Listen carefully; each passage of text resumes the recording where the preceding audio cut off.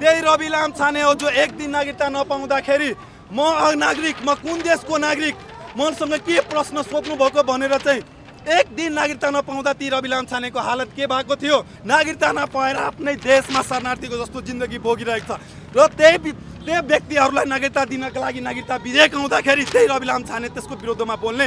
यो मुद्दा जुन 8 वर्षदेखि चलिरहेछ र तपाईहरूले सर्वसम्मत रूपमा संविधान जुन पारित गर्नुभयो, दीप प्रज्वलन गर्नुभयो, मनाउनु भयो, त्यही संविधानमा भएको व्याख्यालाई आज कार्यान्वयन किन थरथराइराख्नु भएको छ? हजुर बुवाको, हजुर आमाको, बुवाको, मम्मीको सबैको नागरिकता हुँदा हुँदै पनि म चाहिँ नागरिकताबाट वञ्चित हुन पुगेको छु। यो नागरिकता विधेयक आउँदाखेरि यो सिक्किमीकरण फिजिकरणका कुराहरू गर्छन्। कसरी यो देश सिक्किमीकरण फिजिकरण हुन्छ? कसरी हुन्छ यो देश? आफ्नै देशका नेपाली नागरिकतादेखि दिँदाखेरि सिक्किमीकरण फिजिकरण हुन्छ? यो झुटो राजनीतिक मात्रै हो। हाम्रो बुवा आमा यो देशको नागरिक भइसकेपछि हामी कहाँको नागरिक हो?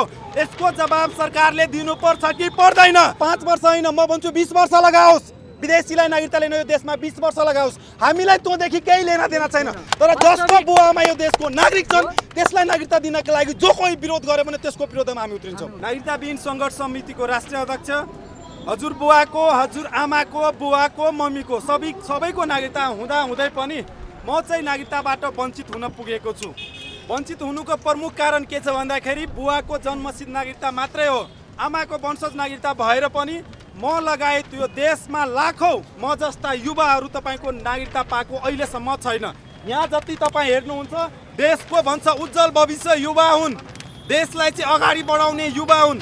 म आफै इन्जिनियर, नागरिकता नभएर नेपालमा इन्जिनियरसम्म पढ्न नपाएर भारत गएर त्यहाँको चाहिँ सरकारी युनिभर्सिटीबाट चाहिँ म आफ्नो इन्जिनियर 2019 मेमा सकाएर नेपाल आएँ।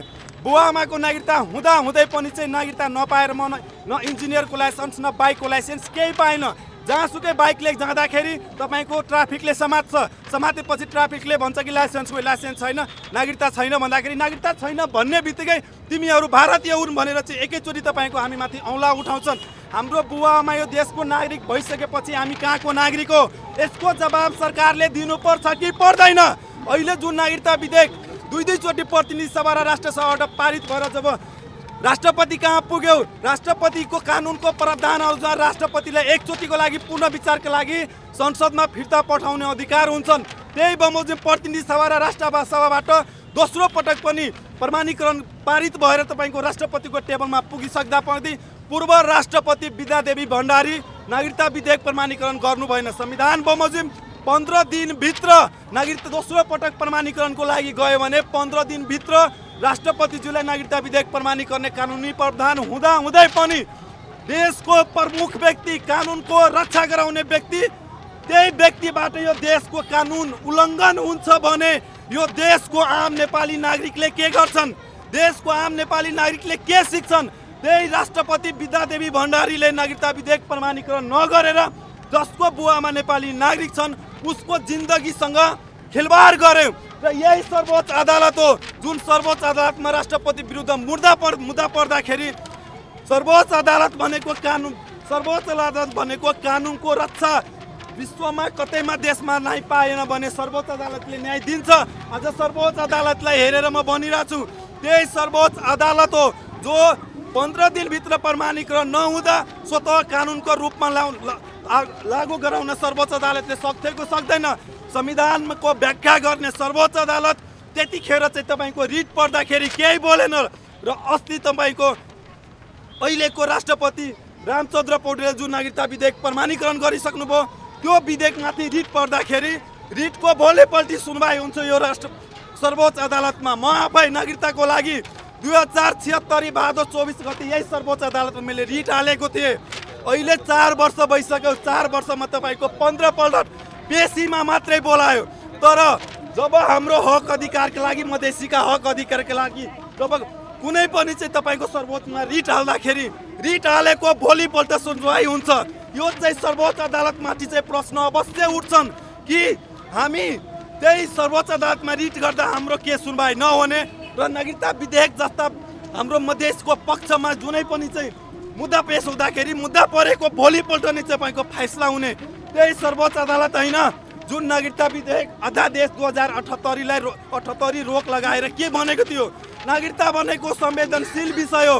त्यो विषयलाई चाहिँ प्रतिनिधि सभाबाट र राष्ट्र सभाबाट कानुनको रूपमा ल्याउनुस् भनेर त्यही कानुनको रूपमा आउँदा पनि अहिले सर्वोच्च अदालतले किन रोकेको छ?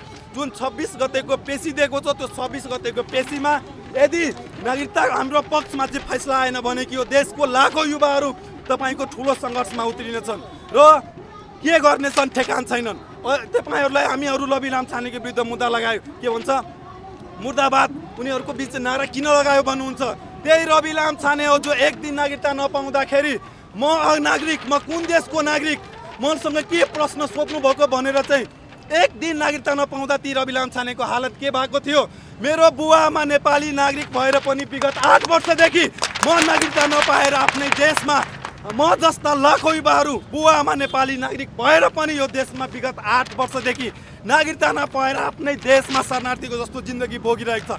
र त्यही व्यक्तिहरूलाई नागरिकता दिनका लागि नागरिकता विधेयक आउँदाखेरि त्यही रवि लामछाने त्यसको विरोधमा बोल्ने, ऊ गृहमन्त्री हुँदाखेरि म आफै पटक पटक गएर नागरिकताको समस्या समाधान गर्नुहोस् भन्दाखेरि संसद बसेको पहिलो अधिवेशनमा पहिलो बैठकमा चाहिँ म नागरिकताको समस्या समाधान गराउँछु। चितवन जाँदाखेरि चितवनको एउटा गाउँमा जाँदाखेरि हजारौँको सङ्ख्यामा चाहिँ नागरिकता विहीन देखियो र त्यतिखेर त्यही रवि लामछाने के बोल्यो भन्दाखेरि हामी छिटै समाधान गर्छौँ। जब समाधानको बेला आएपछि तपाईँले यसको विरोध किन, तपाईँले के यही देशको युवाहरूमाथि चाहिँ किन तपाईँले लालछाना आरोप लगाउनु, हाम्रो भविष्यसँग खेलवाड गर्न किन तपाईँहरू अगाडि बढ्नुभएको? के हामी यो देशको नागरिक होइन भने हामीलाई अर्को देश पठाइदिँदा हुन्छ? म भन्न चाहन्छु मेरो बुवा आमा यो देशको नागरिकता पाइसकेछ भने म कहाँको नागरिक हो? सरकारले जवाब दिनुपर्छ कि पर्दैन? यत्तिकै आफ्नै देशमा लावारिस बनाएर राख्न पाइँदैन। यस्तै गऱ्यो भने अब हामी जुन किसिमको बाटो निस्किनु पर्छ हरेक किसिमको बाटो अब हामी निस्किनको लागि तयार छ। सरकारलाई खुला च्यालेन्ज छ, छिटोभन्दा छिटो नागरिकता समस्या समाधान गरेन भने हामी देशैभरका युवा देशभरिबाट एकदम सशक्त रूपमा अगाडि बढ्नेछौँ। मेरो नाम सुदीप कुमार शाह, गृह जिल्ला पर्सा क्षेत्र नम्बर 2 बिरगत महानगरपालिका वार्ड नम्बर 26 घर। हाल म नेपाल ल क्याम्पस BLLB 6औं सेमेस्टर अध्ययनरत विद्यार्थी। खासमा मैले कानुनको विद्यार्थी भएर कानुनकै अधीनमा रहेर कानुनकै दायरामा रहेर कानुनी कुरालाई व्याख्या गर्नुपर्छ भन्ने सिद्धान्त बोकेको व्यक्ति। केही दिन अगाडि त्यही आम माफी हुँदाखेरि त्यही राष्ट्रपतिले गरेको कुरामा कस्तो आम माफीलाई चाहिँ प्रमाणित गर्नुपर्छ, कतिसम्मको चाहिँ मर्डर जस्तै अब एकदम भनौँ न ग्रेभिटी भएको एकदम सिरियस नेचरको क्राइमले चाहिँ आम माफी दिन पाउने। तर त्यही नागरिकता विधेयक जुन संविधान 2072 असोज 3 गते लागू भयो, त्यो संविधान लागू हुँदाखेरि यही पहाड यही हिमालका व्यक्तिहरूले दीप प्रज्वलन गरे र केही मधेसमा भएका हाम्रा नागरिकता नपाएका र त्यही संविधानसँग असन्तुष्टि भएका व्यक्तिहरूले कालो दिन पनि मनाए। यो तपाईँहरूलाई याद नै होला, एकदम जानकारी होला, स्पष्ट होला। तर त्यही संविधानमा भएका धारा र उपधाराहरूलाई लागू गर्नको लागि विगतका 8 वर्षदेखि केही नागरिकहरूलाई अनागरिकको रूपमा राखिएको छ। यथार्थ नागरिकलाई अनागरिक बनाउने जुन यो षड्यन्त्र एमाले यी पार्टीहरूले गर्छन्, जसको नागरिकता थिएन त्यो गृहमन्त्री भयो, त्यसलाई कारवाही गर्ने कोही छैन, त्यसलाई कहिले गर्दिन। किनभने यहाँ रुल अफ ल होइन, यहाँ विधिको कानुन होइन, यहाँ राजनीति र पहुँचको कानुन छ।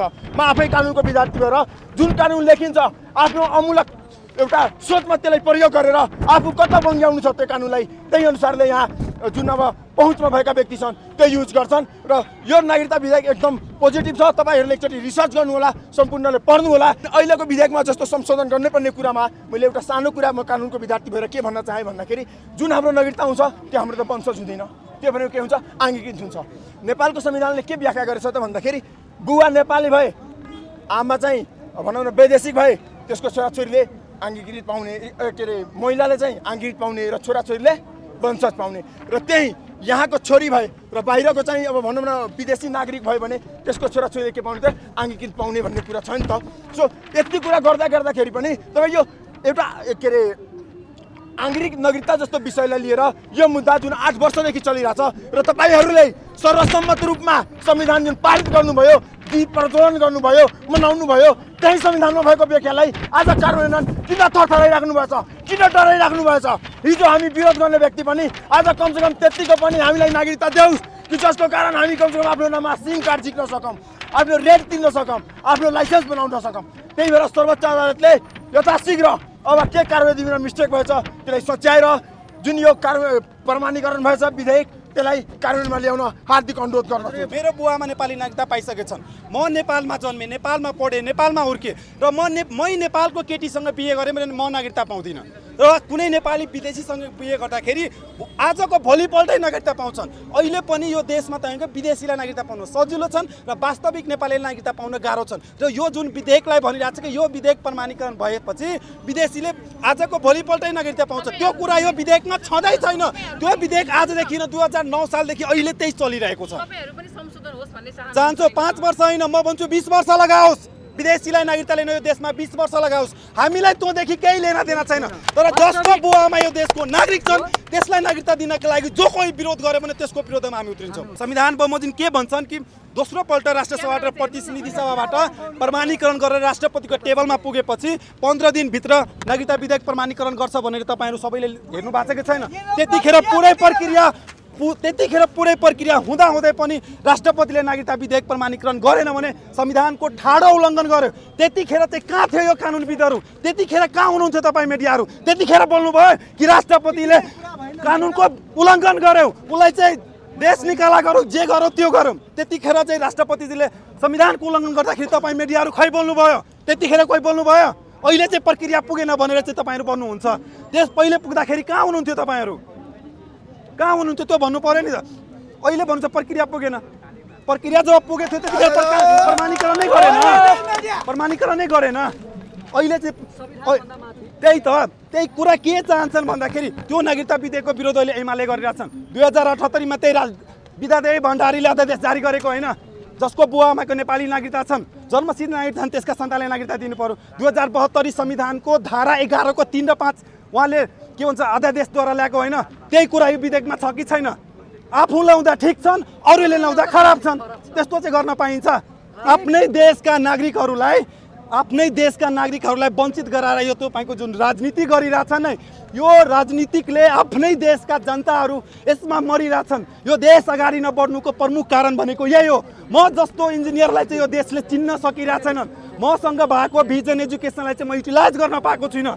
यस्ता म जस्ता पढे लेखेका देशमा हजारौँ युवासँग जिन्दगीसँग खेलबाड गर्ने जुन यही देशका सत्ता पक्षले गरिरहेछन्, त्यही कारणले गर्दाखेरि अहिले चाहिँ तपाईँको यो देश अगाडि बढेको छैनन्। जो व्यक्तिसँग स्किल छन् त्यो व्यक्तिहरूलाई चिन्न सकेको छैन यो देशको राजनीतिक कर्मीहरूले। जहिले पनि चाहिँ राजनीति गर्ने कहिले यिनीहरूले बुझेन यो नागरिकताको समस्या वास्तविक आम नेपाली नागरिकहरूको समस्या हो। जहिले पनि नागरिकताको इस्यु गर्दाखेरि विदेशीलाई नागरिकता दिने कुरा गर्छन्। अरे पहिले त नागरिकता विधेयक पढ्नु पर्यो नि, पढेर विरोध गर्नु पर्यो नि। त्यो नागरिकता विधेयक कस्ता व्यक्तिलाई दिनका लागि ल्याइएको हो? आफ्नै देशका जसको बुवामा नेपाली नागरिकता पाए त्यसलाई दिनका लागि यो नागरिकता विधेयक आउँदाखेरि यो सिक्किमीकरण फिजिकरणका कुराहरू गर्छन्। कसरी यो देश सिक्किमीकरण फिजिकरण हुन्छ? कसरी हुन्छ यो देश? आफ्नै देशका नेपाली नागरिकतादेखि दिँदाखेरि सिक्किमीकरण फिजिकरण हुन्छ? यो झुटो राजनीतिक मात्रै हो। जहिले पनि हाम्रो राष्ट्रियतामाथि चाहिँ औँला उठाउने काम गर्छन्, तर यो देशको त राष्ट्रघाती र झुठा प्रचारका लागि जुन राष्ट्रवादी देखाइरहेछ नि, हामी माथि औँला उठाउँछन्। त्यही तराई हो जहाँ चाहिँ त्यहाँको तराईको जनताहरू चाहिँ दिनरात तपाईँको बोर्डरको सुरक्षा गरेका छन्, तिनीहरूमाथि चाहिँ तपाईँको औँला उठाउँछन्। र यहाँ यो तराईको बोर्डर सुरक्षा गर्न न यो देशको कुनै प्रहरी न कुनै प्रशासन जाँदैनन्, त्यहीको तराईको चाहिँ असल मधेसीहरूले त्यो देशको चाहिँ सुरक्षा र तपाईँको चाहिँ बोर्डरको सुरक्षा गरेको छ। यदि नगरेको भयो नि तपाईँको जुन यो चुरे भन्छ नि, चुरेसम्म पुगिसक्थ्यो इन्डियाको सीमा। र जो यो देशको असल भक्त छन् नि तिनीहरूमाथि औँला उठाउँछन्। यो काठमाडौँमा बसेर ठुल्ठुला कुरा गरेर राष्ट्र व्यक्ति देखाउँछन्, म राष्ट्रभक्ति हुन् भनेर। तर त्यसलाई चाहिँ म राष्ट्रवादी मान्दिनँ। जो तपाईँको बोर्डरको सुरक्षा गर्ने मधेसीहरू छन् त्यसलाई चाहिँ म असल राष्ट्रवादी मान्छु। म